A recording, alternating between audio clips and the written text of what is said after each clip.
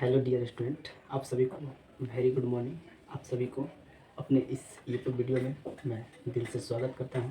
तो चलिए आज के हम लोग इस वीडियो में सीखेंगे संख्या पद्धति का जो बेसिक नॉलेज होता है, ठीक है, यानी जो बेसिक ज्ञान होता है, ठीक है, यानी संख्याओं के बारे में, ठीक है।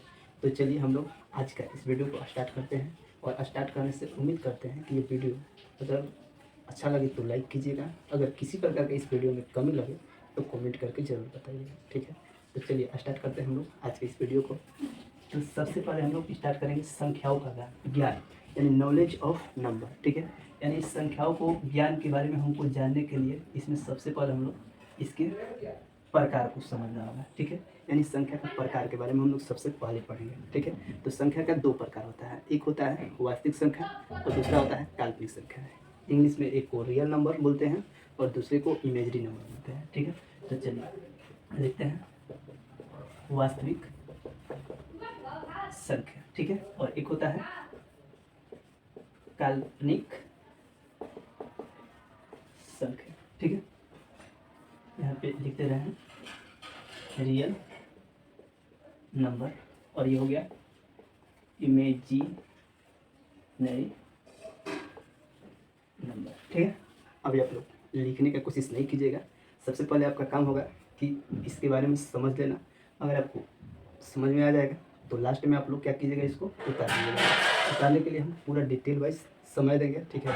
तो उम्मीद करते हैं कि आप लोग लिखने की कोशिश में नहीं कीजिएगा, इस वीडियो को सिर्फ देखिएगा, समझिएगा, ठीक है। अगर आपको मन होगा कि हम कॉपी पे लिखे नोट कर ले तो ये काम लास्ट में कीजिएगा, ठीक है।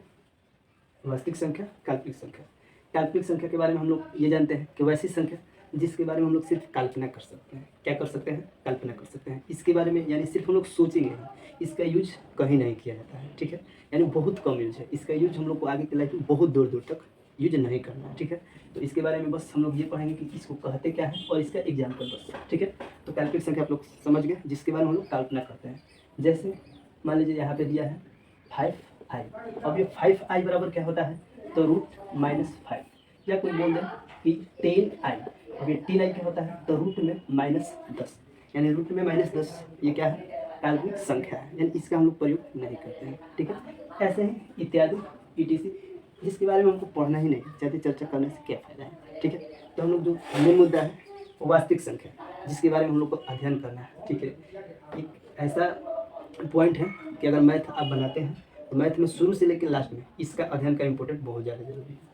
तो उम्मीद करते हैं कि आप लोग लास्ट तक देखिएगा और वीडियो को पूरा देखने के बाद ही छोड़िएगा, ठीक है। यानी बीच में मत बंद कीजिए, क्योंकि ये पूरा मैथ अगर आप सीखने के लिए मन बना दिए हैं तो पूरा आपको मैथ का इसी के बारे में पूरा मैथ मिलेगा, ठीक है। इसके बारे में कहने का मतलब कि देखिए, कोई भी मकान बनता है तो एक छोटे छोटे चीज़ों से मिलकर बना होता है। जैसे किसी भी बिल्डिंग का निर्माण हो तो ईंट का ज़रूरत होता है, बालू का भी ज़रूरत होता है, सीमेंट का ज़रूरत होता है। ईंट एक छोटा ही होता है, छोटे छोटे मिलकर ये बड़े मंजिल तैयार कर देते हैं। इसी तरीके से ये संख्याओं का ज्ञान आप लोगों की छोटी छोटी बात है हम लोग के मैथ की दुनिया में बहुत आगे तक पहुँचाता है, ठीक है। हम लोग इसको मिस नहीं करेंगे, पूरा पढ़ेंगे, ठीक है। तो वास्तविक संख्या कहते किसे कहा है, ठीक है। यानी काल्पनिक संख्या को छोड़ दिया जाए तो बाकी जितनी भी संख्या दिखे वो सारा हमारा वास्तविक संख्या है। यानी ऐसे नंबरों को छोड़ दें तो बाकी जितना भी नंबर देखें वो कैसी संख्या है? वास्तविक संख्या है। एग्जाम्पल देखेंगे 1, 0, 5, -5, 4/6, √4, ये सब जितना भी है ये सब वास्तविक संख्या है, रियल नंबर है। कैसा नंबर है? रियल नंबर है। चलिए वास्तविक संख्या को भी हम लोग दो भागों में बांटेंगे, ठीक है। तो वास्तविक संख्या को दो भाग में हम लोग बांटते हैं। एक भाग को हम लोग बोलते हैं पूर्णांक संख्या। कौन सी संख्या? पूर्णांक संख्या, ठीक है। इसके दूसरे भाग को हम लोग बोलते हैं दशमलव संख्या। दूसरे भाग को दशमलव संख्या, पूर्णांक संख्या यानी इंटीजर नंबर, ठीक है। इसके बाद दशमलव संख्या यानी डेसिमल नंबर, ठीक है। यानी हम लोग दशमलव संख्या को बोलते हैं डेसिमल नंबर और पूर्णांक संख्या को बोलते हैं इंटीजर नंबर, ठीक है। तो हम लोग इसमें पूर्णांक संख्या किसे कहते हैं और दशमलव संख्या किसे कहते हैं इसके बारे में पढ़ेंगे, ठीक है। तो पूर्णांक संख्या वैसी संख्या जो अपने आप में पूरा हो, ठीक है। यानी पूर्णांक संख्या किसको बोलेंगे? तो वैसी संख्या जो अपने आप में पूरा होता है। जैसे एग्जाम्पल में 5, 6, 8, 10, आप बोलिएगा 10,000, 10,000 लीजिए। 101, 101 ये अपने आप में क्या है, पूरा है, इसीलिए इसको बोलते हैं हम लोग पूर्णांक संख्या। ठीक है, इसके बाद हम लोग देखेंगे,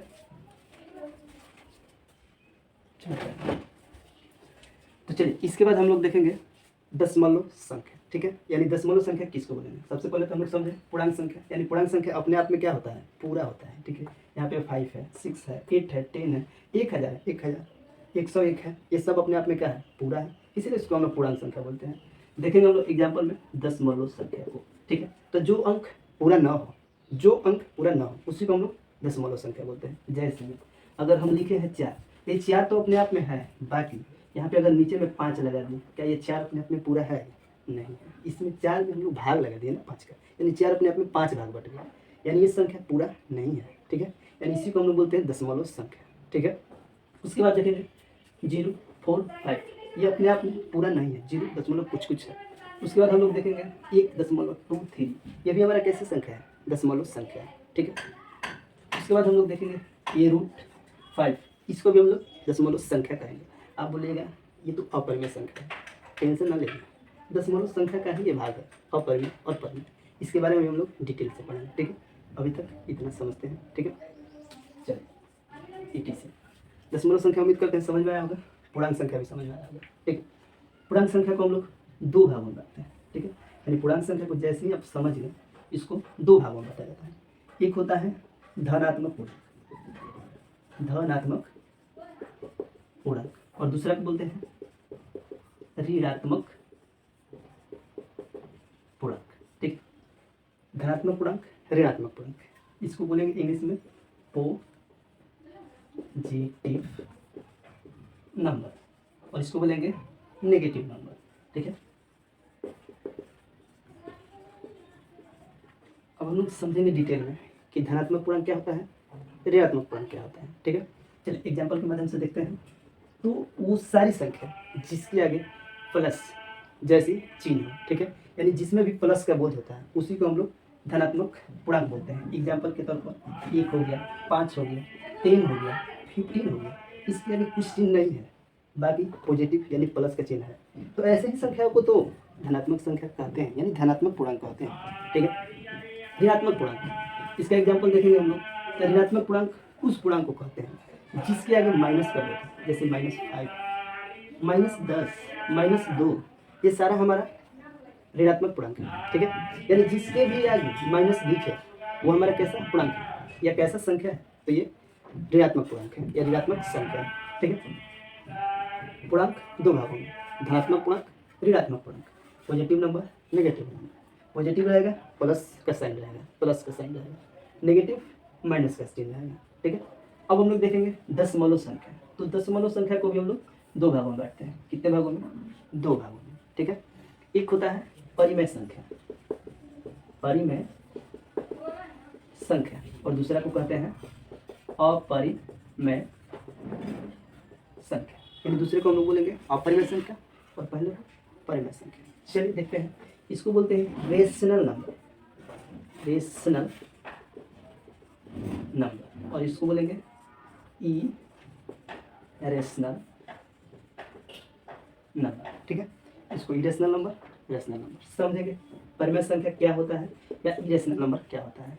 तो परिमेय संख्या वैसी संख्या जिसको हम लोग p/q के रूप में लिख सकें, यानी लिखा जाता हो, उसी को हम लोग परिमेय संख्या कहते हैं। अब यहाँ पे p/q क्या होता है, यानी p मतलब कोई भी अंश या हर, अंश और हर से मिलकर बना हुआ, उसी को हम लोग परिमेय संख्या कहते हैं। ठीक है, यानी यहाँ पे 4/5, 4 ये हमारा क्या है, अंश, और 5 हर, यानी अंश और हर से मिलकर जो बनता है उसको भिन्न बोलते हैं, और जो भिन्न होता है उसको परिमेय संख्या बोलते हैं। ठीक है, यहाँ पे देखेंगे 2/3, 4/6 ये सारा हमारा परिमेय संख्या है। ठीक है, तो आप बोलिएगा क्या 5 हमारा परिमेय संख्या है सर, तो हम बोलेंगे हाँ है।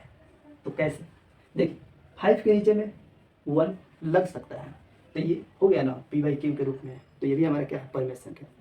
तो आप बोलिएगा क्या 5/0 है, ये परिमेय संख्या होगा, तो ये नहीं होगा। ठीक है, क्यों, क्योंकि किसी भी हर का मान 0 नहीं होना चाहिए। ठीक है, तो ये परिमेय संख्या उम्मीद करते हैं आप लोगों को समझ में आया होगा।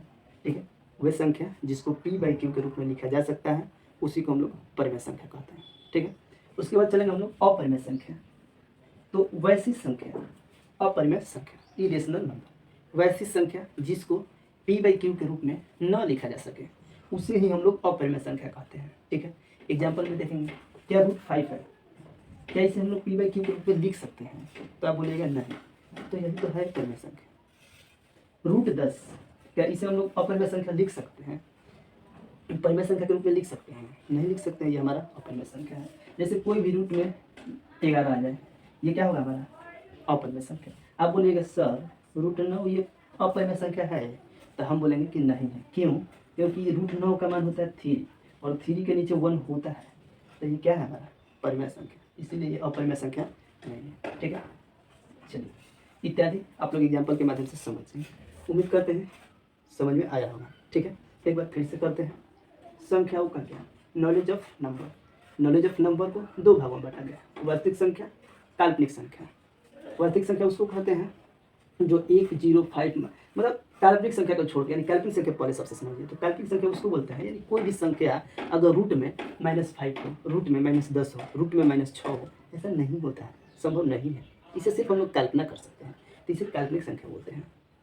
अब काल्पनिक संख्या को छोड़कर बाकी जितना भी बचा उसी को तो वास्तविक संख्या बोलते हैं। यानी जितना भी देखते हैं आप लोग वो सारा वास्तविक संख्या है।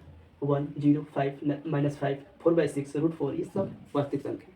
वास्तविक संख्या को हम लोग दो भागों में पढ़ते हैं, एक पूर्णांक संख्या, दशमलव संख्या। पूर्णांक संख्या जो संख्या पूरा हो अपने आप में, जो संख्या पूरा हो अपने आप में उसी को पूर्णांक संख्या बोलते हैं। दशमलव संख्या जो संख्या अपने आप में पूरा न हो उसे दशमलव संख्या बोलेंगे। ठीक है, पूर्णांक संख्या को दो भागों में बांटा गया है, धनात्मक पूर्णांक, ऋणात्मक पूर्णांक। वैसी संख्या जो पॉजिटिव हो, प्लस में हो, धनात्मक पूर्णांक कहते हैं। ऋणात्मक पूर्णांक वैसी संख्या जो संख्या ऋणात्मक का चिन्ह, जैसे -5, -10, -2, ये सब क्या है ऋणात्मक पूर्णांक है, ऋणात्मक संख्या है। दशमलव संख्या को दो भाग में हम लोग बांटते हैं, एक परिमेय संख्या, अपरिमेय संख्या। परिमेय संख्या किसे कहेंगे? तो वैसी संख्या जो p/q के रूप में हो, वैसी संख्या जो p/q के रूप में, उसे ही हम लोग परिमेय संख्या कहते हैं। जैसे दिख रहा है 4/5, 2/3, 4/6, 5/2। अपरिमेय संख्या वैसी संख्या जो परिमेय संख्या न हो उसे अपरिमेय संख्या कहते हैं। जिसे p/q के रूप में न लिखा जा सके उसे ही हम लोग अपरिमेय संख्या कहते हैं। ठीक है, जैसे √5, √10, √11। ठीक है, ये हमारा क्या है अपरिमेय संख्या। चलिए हम लोग इसके बाद देखेंगे संख्याओं को। ठीक है, तो ये धनात्मक पूर्णांक, ऋणात्मक पूर्णांक को भी अलग अलग भागों में बांटा गया है। तो जो सबसे पहले हम लोग पढ़ेंगे इसमें, ठीक है,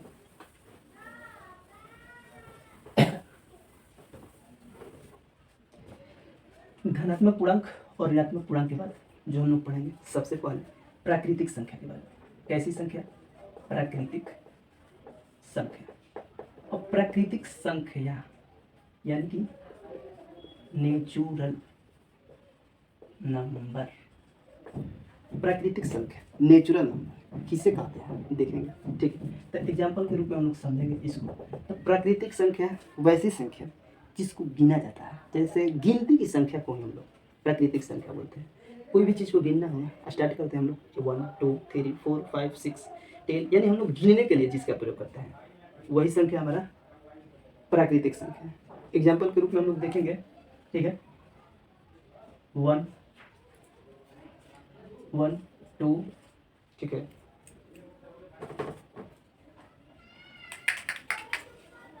रुक गया थोड़ा सा देखते हैं। ये 1, 2, 3, 4, 5 ये सारे हमारा प्राकृतिक संख्या है। ठीक है, यानी जहाँ तक आप गिन सकते हैं ना वो सब प्राकृतिक संख्या, नेचुरल नंबर है। ठीक है, उसके बाद आता है पूर्ण संख्या। कौन सी संख्या? पूर्ण संख्या। अब पूर्ण संख्या को बोलते हैं होल नंबर। ठीक है, अब आएगा होल नंबर यानी पूर्ण संख्या किसे कहते हैं?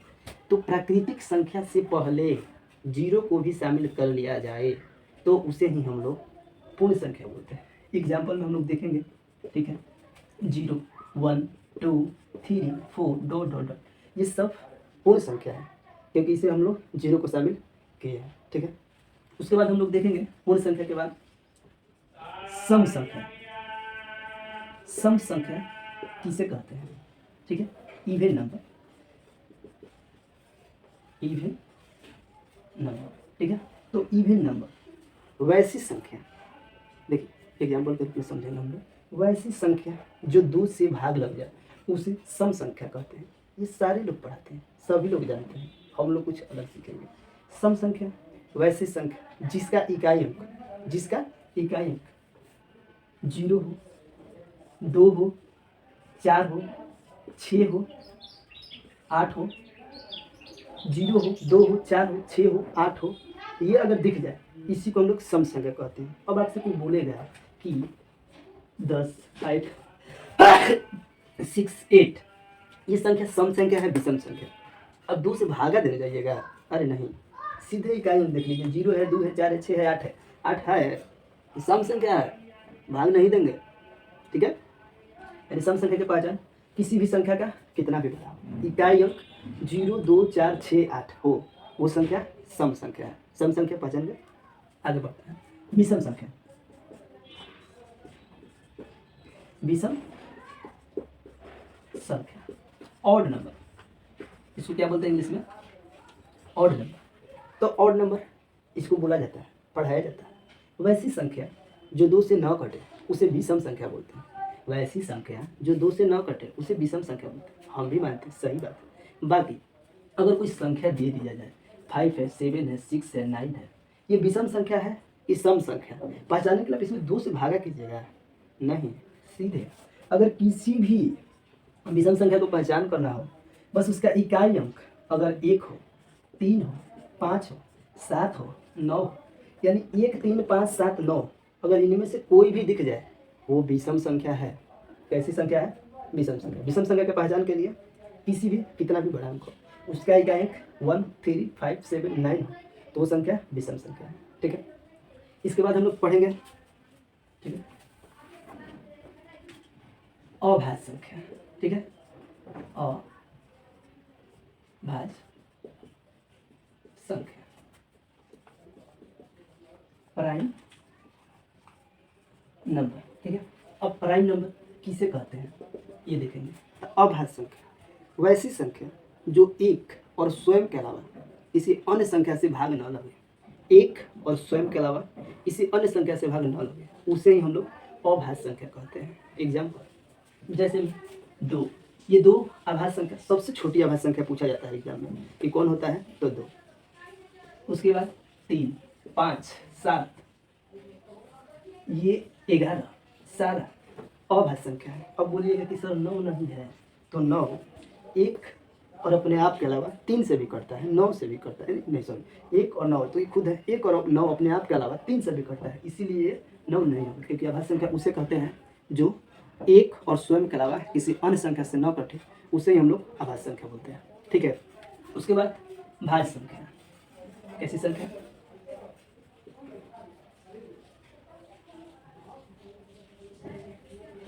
भाज्य संख्या वैसी संख्या जो एक और स्वयं के अलावा, वैसी संख्या भाज्य संख्या किसे कहते हैं, तो वैसी संख्या जो एक और स्वयं के अलावा अन्य किसी भी दूसरी संख्या से विभाजित हो जाए, उसे ही हम लोग भाज्य संख्या बोलते हैं। भाज्य संख्या किसे बोलते हैं, तो वैसी संख्या जो एक और स्वयं के अलावा किसी अन्य संख्या से विभाजित हो, उसे हम लोग भाज्य संख्या बोलते हैं। एग्जाम्पल हमारा पूछा जाता है एग्जाम में कि सबसे छोटा भाज्य संख्या, सबसे छोटा भाज्य संख्या, तो सबसे छोटा भाज्य संख्या 4 होता है। आप बोलिएगा सर 2 ना होता है, 2 तो 2 ना होता है, क्यों, क्योंकि ये एक और स्वयं के अलावा, यानी एक और स्वयं के अलावा अब किससे कटेगा, 2 से, 2 तो ये खुद है, स्वयं है ना, तो अन्य किसी से तो कटेगा नहीं, इसीलिए हम लोग का भाज्य संख्या कौन होता है, सबसे छोटी भाज्य संख्या 4 होता है। ये बार बार एग्जाम में पूछता है, तो ध्यान दीजिएगा, सबसे छोटी भाज्य संख्या 4, 6, 8, 10 डॉट डॉट डॉट जितना भी, 9 भी आएगा, बोले 9 भी होगा, 10 भी होगा, ये सारा भाज्य संख्या होता है। एक मुद्दा है जो बार बार एग्जाम में पूछता है, ठीक है,